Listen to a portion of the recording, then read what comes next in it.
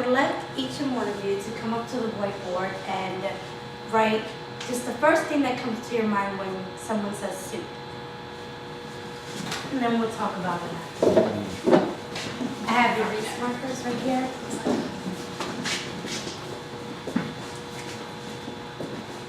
Just one word? Chicken.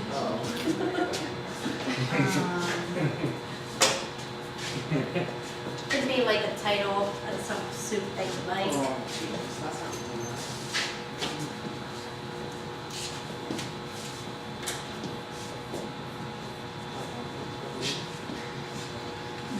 Noodle.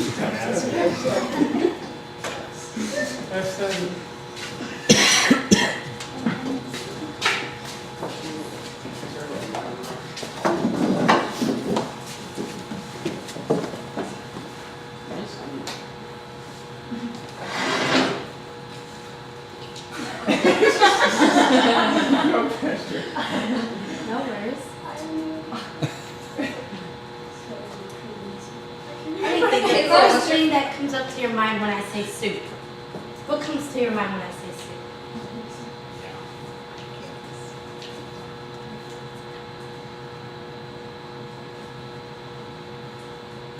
Very nice. Thank you. So we have stock. Why would someone write stock up here? That's the thing, Anyone like know? the soups that you have like a Correct. A good stock is the base of a soup. If you want to make a great soup, you have to have a great stock. It's very important. It's a key ingredient in most soups.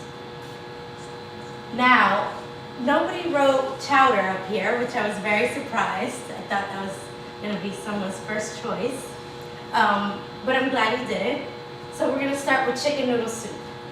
Can anyone tell me what type of soup is a chicken noodle soup? Yes, Nicole? It's clear soup? Yes, correct. Very nice. So, French onion soup falls under the same category. It's a clear soup. And I'm going to go with comfort food for chowder. Chowder is a very comfort food. Chowder is not a clear soup. Chowder is a thickened cream-based soup. So, with that said, we're going to go on to talk about an important process in making chowder.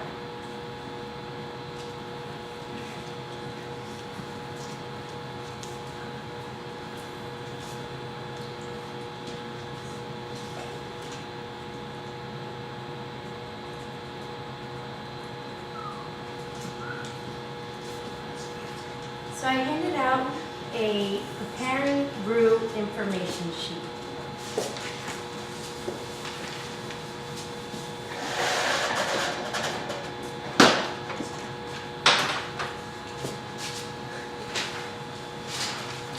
Thank you very much.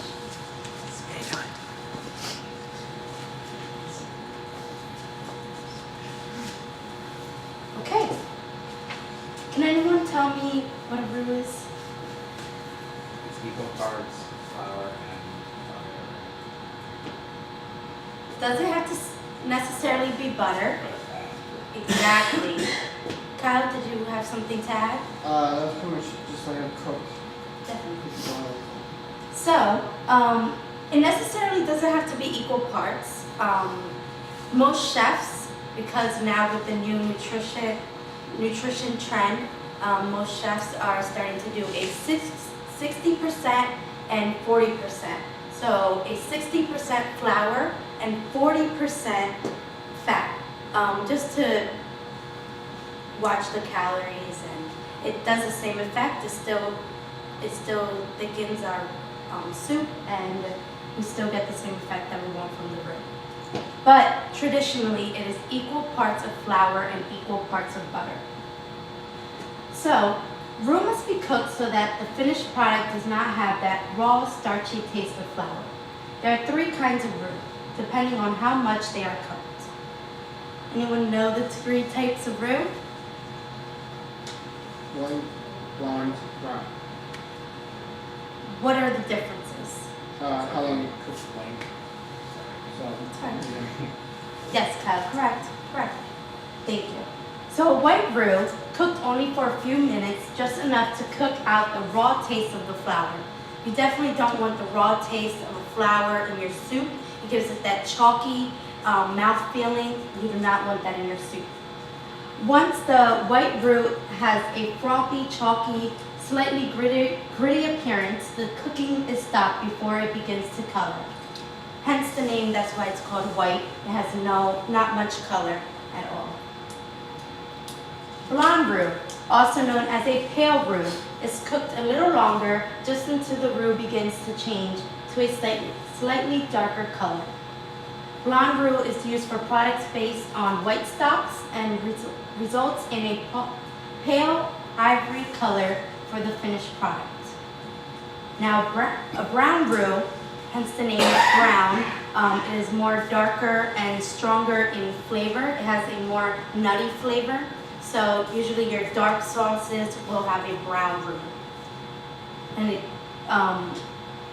is cooked until it takes on a light brown color with a nutty aroma and has the consistency of a beach sand. This roux is cooked slowly over low heat to allow easy browning without scorching. For a deeper brown roux, the flour may be browned in the oven before adding the fat. Basic procedure for making roux.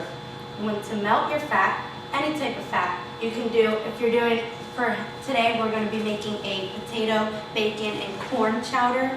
We could do bacon fat and use that as our fat for our roux. So after you, I don't know if you guys can see, I feel like I'm in the way.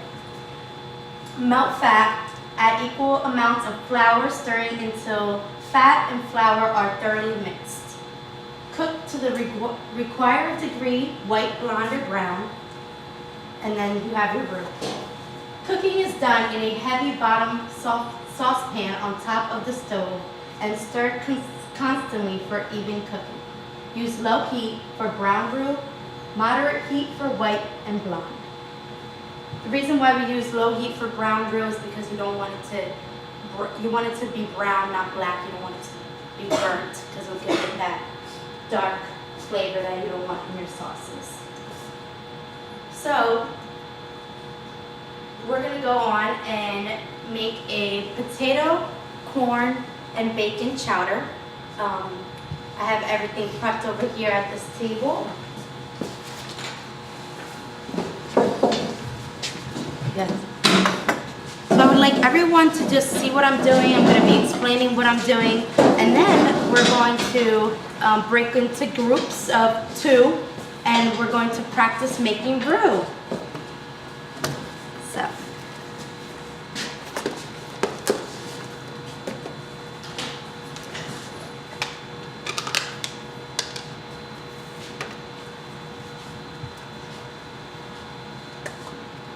If everyone would like to go ahead and wash their hands, get their hats on, while I just prepare everything over here.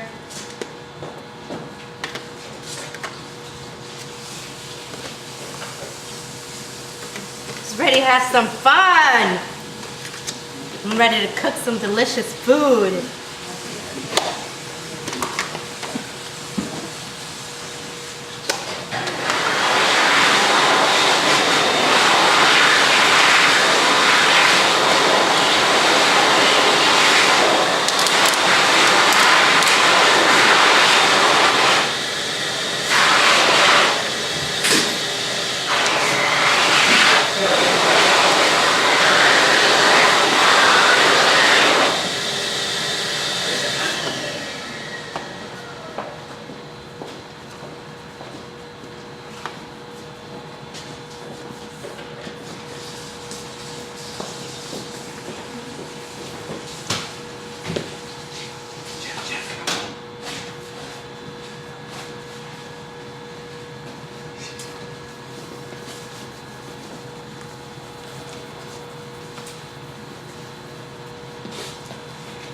Is that cilantro?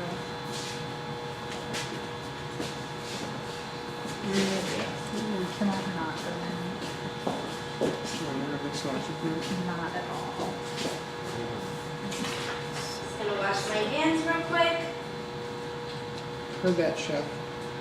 Sing the happy birthday song. You didn't say that loud? Yes, sir. Thank you.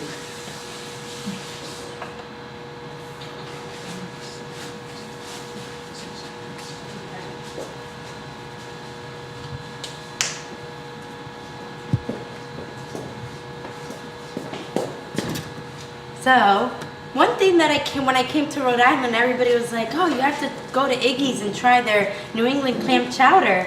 So, I was surprised nobody said anything about chowder on the board, but it was it's kind of one of my favorite soups to make. So, over here I have a saucepan.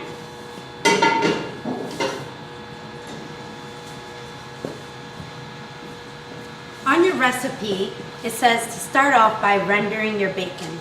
Can anyone tell me what rendering is? When you cook out the fat, like slowly. Thank you, Kyle. So for time's sake, I already have rendered our bacon. Very nice, crisp bacon here. And I'm going to add it to our pot. When you render something, normally it's because you want to use the fat to do something else with it. So either for flavor or just because you like bacon like I do. So I like bacon. So we're going to use bacon fat to start our chowder. And then you remove the bacon because you don't want it to burn in the process of cooking your chowder. And then we'll add it to our chowder. So, chef, what would be the best way to remove the bacon from the fat once you've rendered it?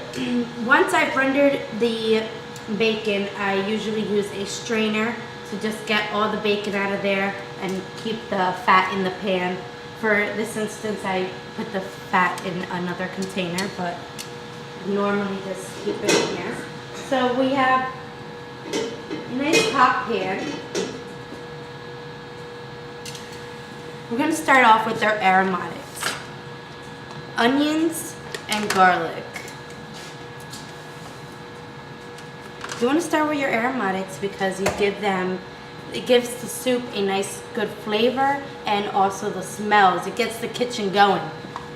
You guys didn't smell it once I put it in there.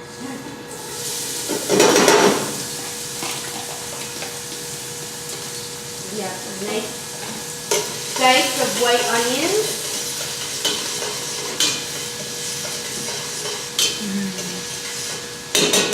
I'm gonna add our garlic.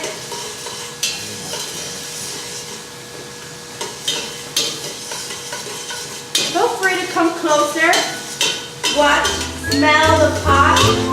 Smell.